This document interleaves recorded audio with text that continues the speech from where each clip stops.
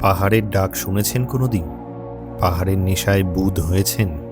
পাখির ডাক, পোকার ঝিঁঝি, গরুর গলায় ঠং ঠং, ছোট্ট নেপালি বাচ্চার বাঁশি, বুদ্ধ মন্দিরের ঘণ্টা, এই সব জড়িয়ে ধরেছে কোনোদিন?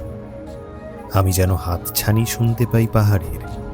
স্বপ্নে আসে পাইনের জঙ্গলের মধ্যে সূর্যের চিকমিক আলো, ঘন কুয়াশার মধ্যে হেঁটে যাচ্ছে মেয়ের দল চা পাতা কুড়োনোর জন্য। হালকা হাওয়ায় দুলছে পাহাড়ি নদীর ওপর ছোট্ট সাঁকোটা। মনের মধ্যে একরাশ সতেজ বাতাস হাঁসফাঁস করে পাহাড়ে যাওয়ার জন্য। গত জন্মে বোধহয় পাহাড়ি ভিক্ষুক ছিলাম।